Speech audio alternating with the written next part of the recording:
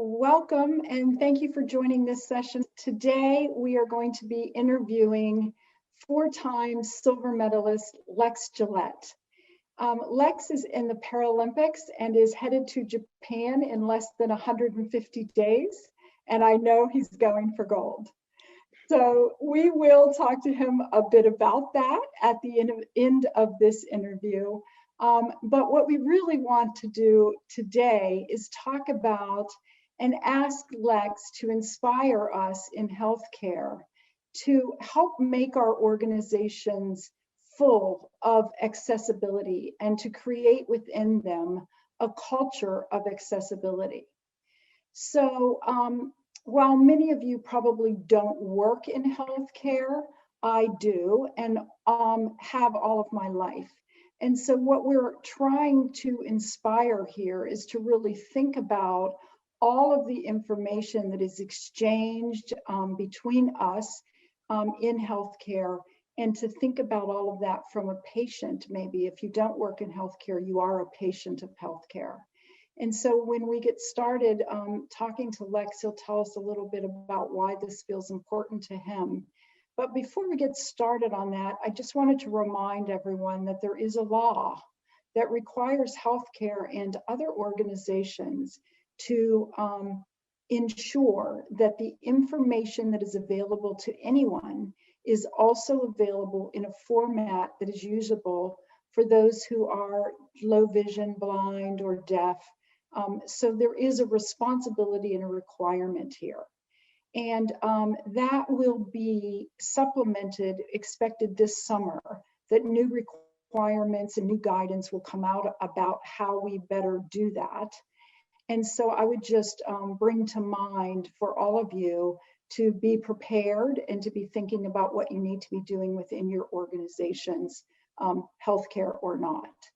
So let's switch for a minute and think about being a healthcare recipient or a person who works in healthcare and all of that information. So it could be a form, it could be your provider directory, maybe it's your directory of benefits, your EOC. It might be an explanation of benefits about what the payment was on a plan.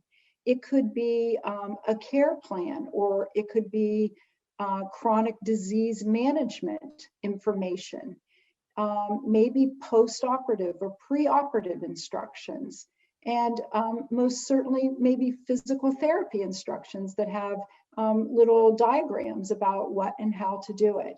It could be a prescription and your directions on how to take it. So all of this information, when you stop and think about it, is delivered almost always in a paper format. So whether we like to think that we live in a world of technology, and we do all use technology, healthcare is still very, very paper driven. And while moving more and more to apps and the laptops and portals and all of those things, there's also a responsibility to make sure that all of those applications and mobile applications and websites are usable and accessible.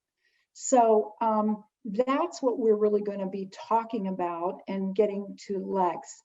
And Lex, as an inspirational speaker, I know that there are many subjects that you could be talking about or championing or inspiring people about. I just would like to hear why healthcare? What does health mean to you? And why are you interested in talking to us in healthcare? Thank you, Jen. I really appreciate it. And thank you, everyone, for allowing me this opportunity to be here.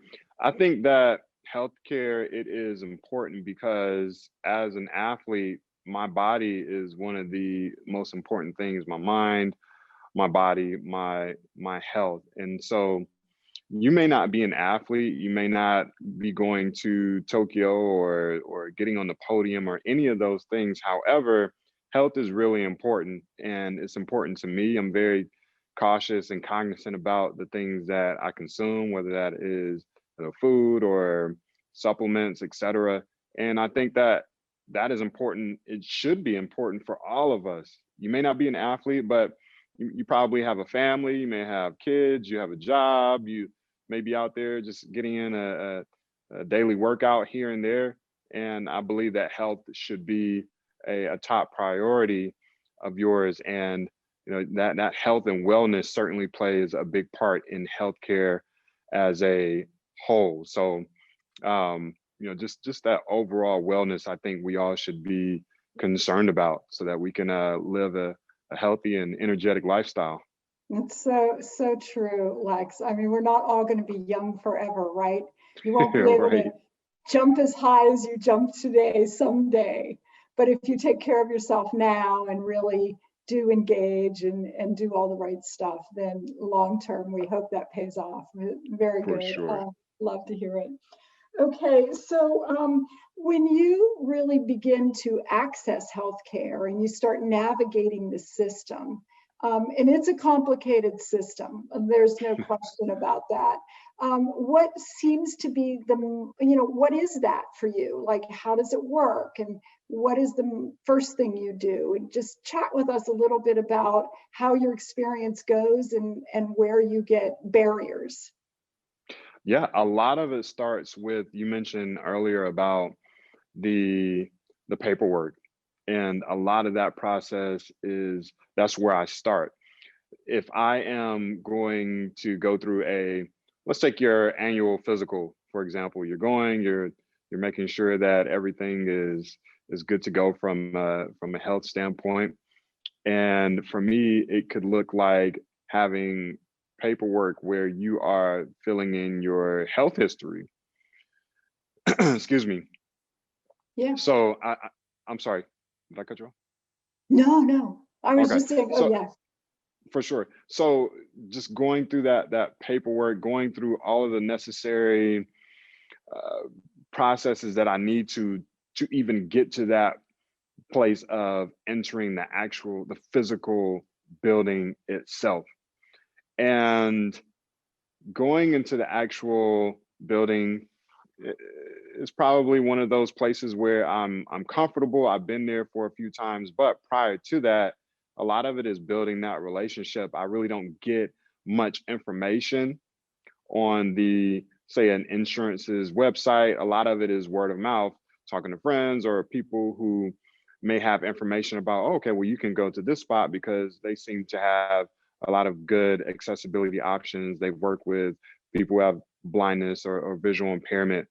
And so going in there and having that experience in the initial phases can be a little challenging. But I think to go a little deeper into your question about some of the barriers, I think about circling back to that initial point about the paperwork and the portals and all of the information that you need to submit.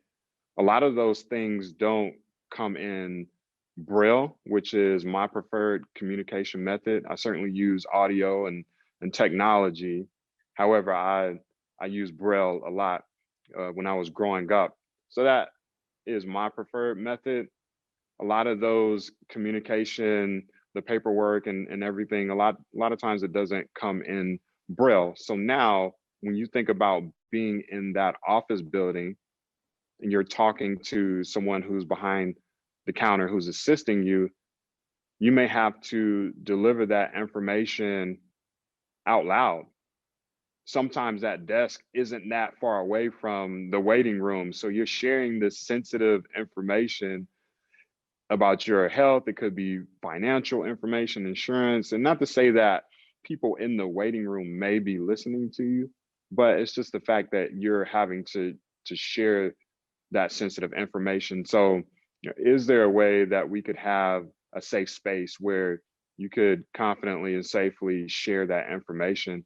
Then also, when you think about the climate that we live in right now, COVID-19, let's say when you walk inside of the building, they have indicators that are on the ground.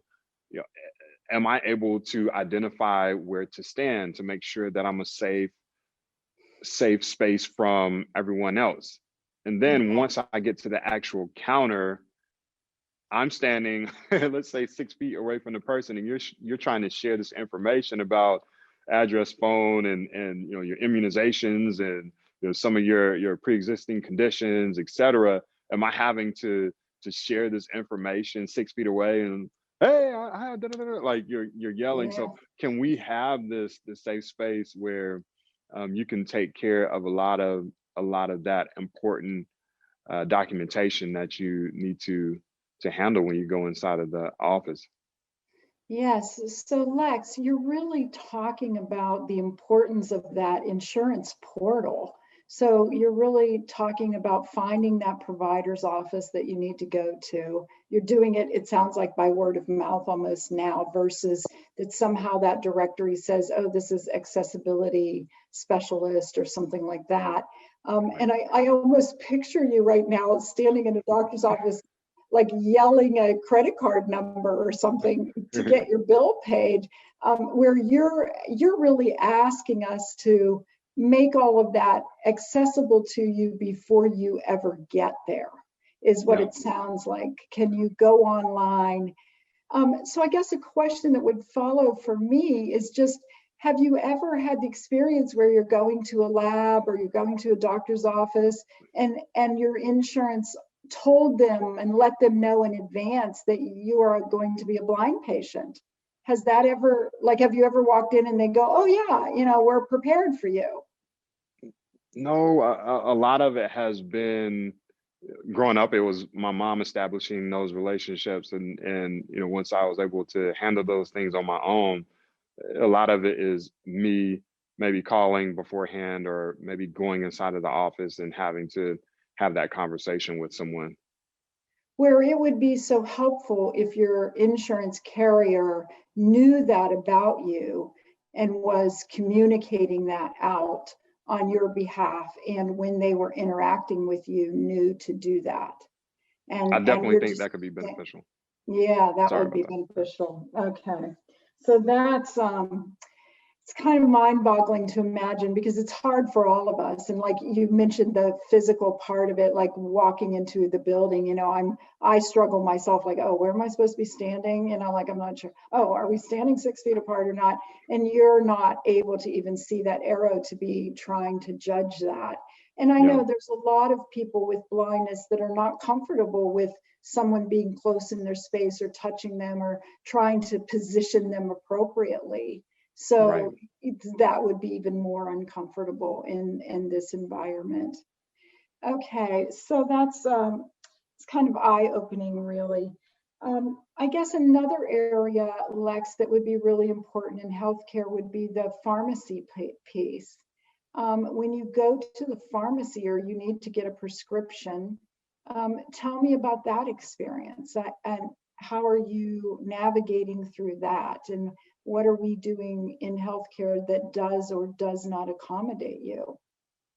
Yep, certainly. So circling back to something I had mentioned earlier about really being careful and mindful of the things that I put in my body, that directly points to the pharmacy, whether that is to pick up prescription supplements, et cetera, et cetera. So when I think about times where I've had to grab a prescription and pick that up from the pharmacy, you may go into that location, could be busy, a lot of people in line. Let's say you finally get to the front counter and the attendant is, the pharmacist is confirming that this is in fact you, and they hand you the medicine, and then they begin to tell you that, oh, well, you need to take this dosage in the morning, and then 8 hours later you need to take this dosage, and this medicine will end 6-7 days later.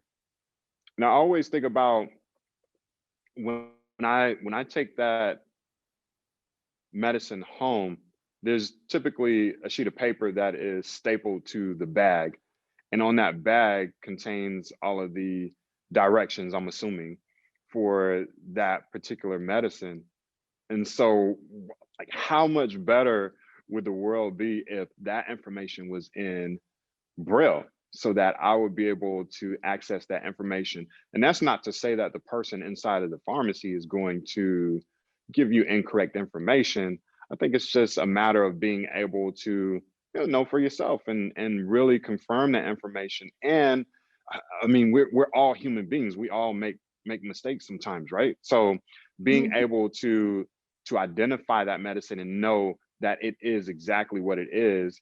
And then I've heard people talk about before on that same sheet of paper where it gives a visual of what the medicine actually looks like. So that person can look at the picture, look inside of the bottle, and confirm that the pills or whatever it is matches up with that picture, that diagram. So I would certainly love to be able to do that as well. Um, and uh, and then I think about in the day and age that we live in now, where you have pharmacies that may deliver that medicine to you. And assuming that you may be someone who's blind or visually impaired and you live alone, it would be another situation where, let's say you get that same medicine and you get that sheet of paper. How is that person going to confidently know that this is what it is, instead of just standing on what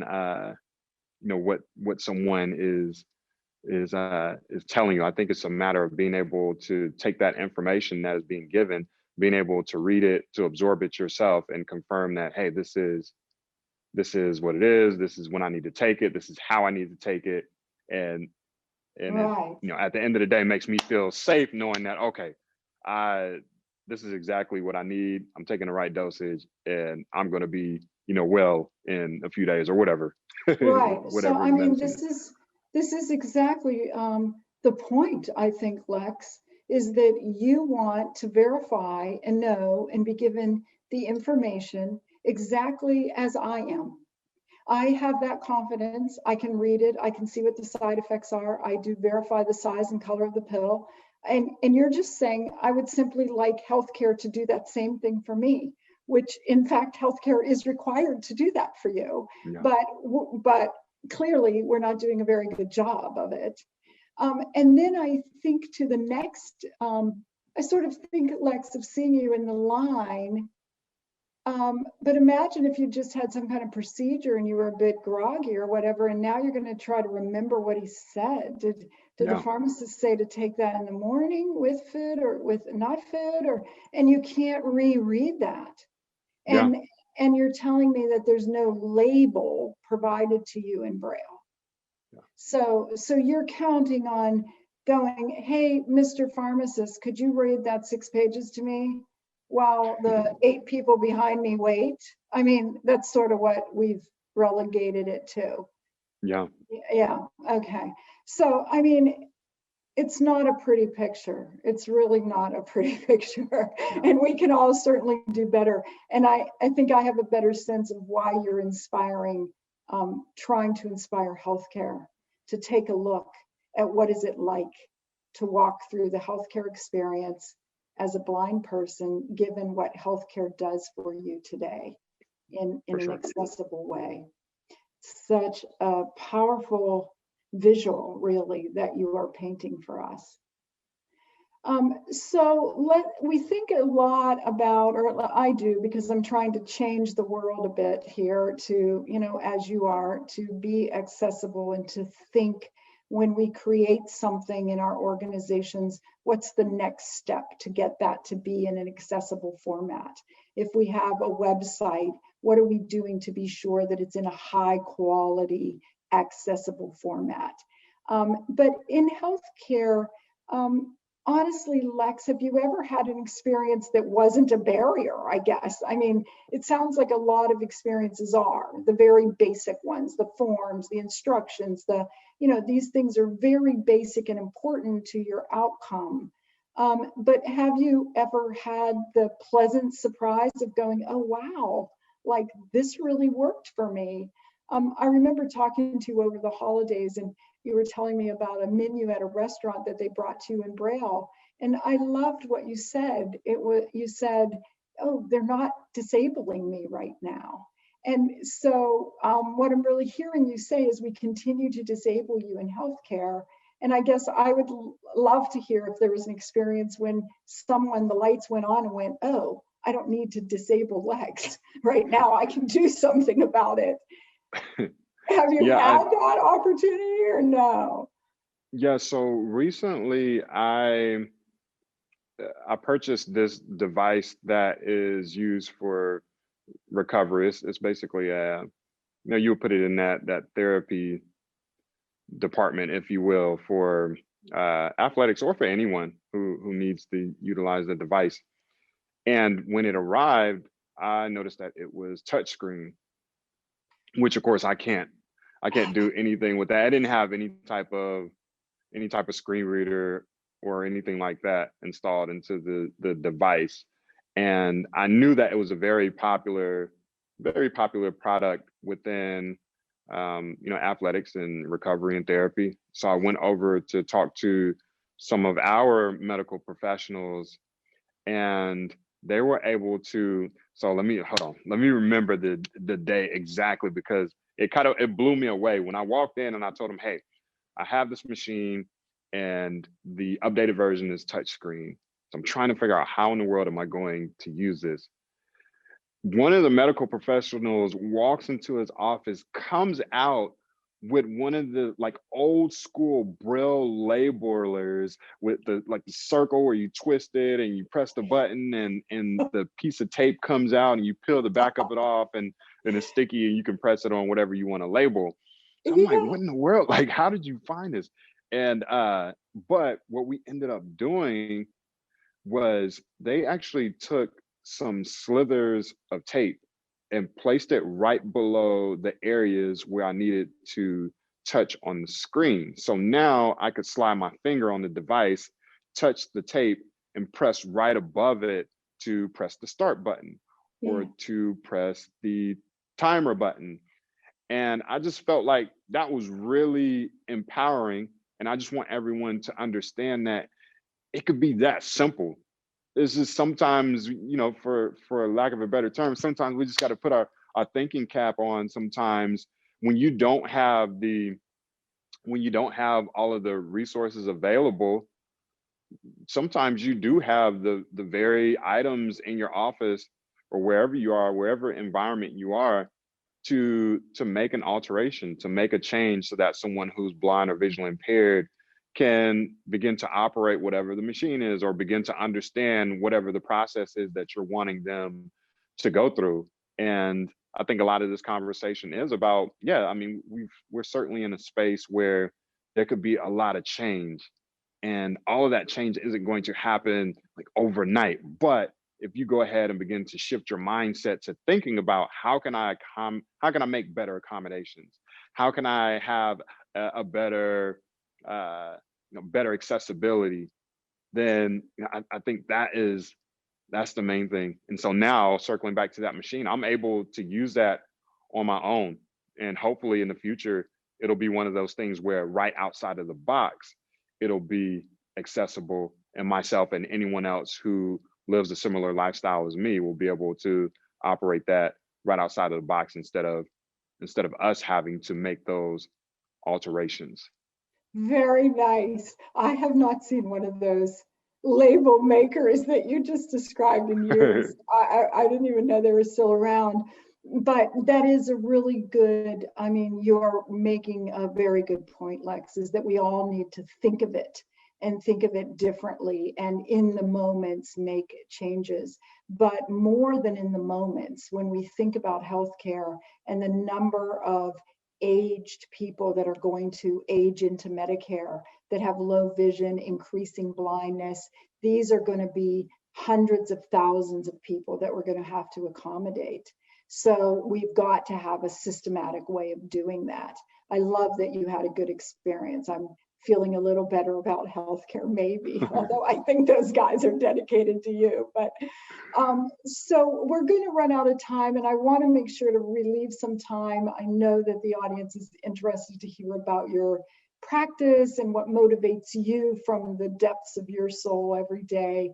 But I just would say in a wrap up, Lex, if you thought of one thing, the first thing, or maybe the most important first step that a healthcare organization could do to start to move the needle and make a big impact most quickly for you, what would you think that would be?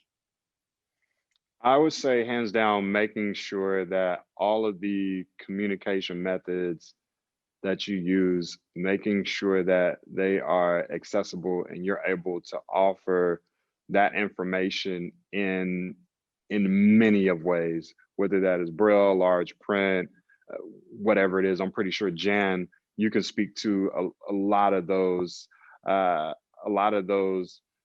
excuse me, accessibility options, as well as from a website standpoint, the portals, and making sure that whether you're on your computer or on mobile, that all of those websites are best in class, and that the accessibility is 100% A1. You know, it's a space where I can confidently go up there. I know where to insert the insurance card number. I know how to find a healthcare provider for, let's say, a chiropractor or just a family physician. Being able to navigate confidently on that website, and to not get to a situation where, let's say, the screen reader says blank or it says some sort of vague response because the site isn't accessible. Because for me, if I go to any website and I don't feel like I'm getting the information, and let's say someone who's sighted is watching me as I navigate on the screen, and they're saying, oh, well, your screen reader isn't recognizing X, Y, or Z, then now it's like, oh man, well, I can't really operate this like the next person. And Right. the way I was raised is independent achievement. That's not to say that we won't need help at any given time, but I think that it's always important to empower people and give everyone the same opportunities that you would give someone else, especially when we talk about healthcare, because that deals with our own individual health moving forward. Yeah, very, very true. So that portal part is really important, making sure it's usable. I can't imagine the frustration of trying to fill out the form and can't know what's supposed to go in the spot, and or even being able to find a provider or any of those. So certainly we can talk more about that, but we're not going to do that here today. But thank you for that, Lex. Let's take a few minutes and just chat with us a bit. I know that the audience is interested to know what drives you, how you got to the point you are, and kind of just what your days look like as you count down here to going to Japan. Yeah. So I suffered from retina detachments as a kid. I lost my sight when I was 8 years old. And I'm totally giving you the elevator pitch right now, everyone. But I was able to get through that with the help of my mom and my eventual first coach. Started competing in high school, and next thing you know, goodness gracious, 14 years later, I'm being bad at math right now, but my first games was 2004. Yeah.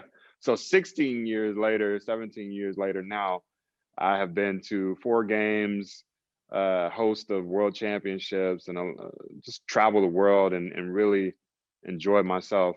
And now currently training for the Tokyo Paralympic Games, going to be happening this summer in August.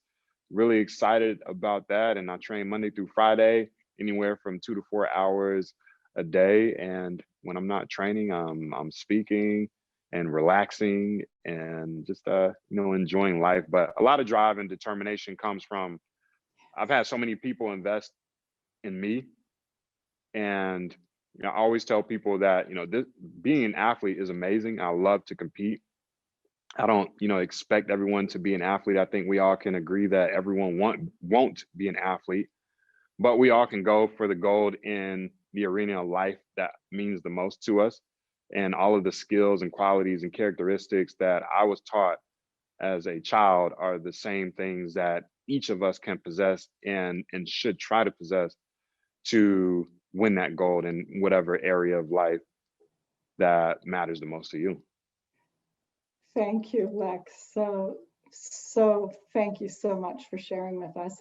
Thank you for the opportunity to have this time with you to speak with you offline. It's very motivational to interact with you. So appreciate your insight, and certainly hoping that the audience heard today and can really begin to relate to why it is so important to have accessibility in healthcare. So look forward to talking with you again. Thanks, Jan. Thanks, Lex.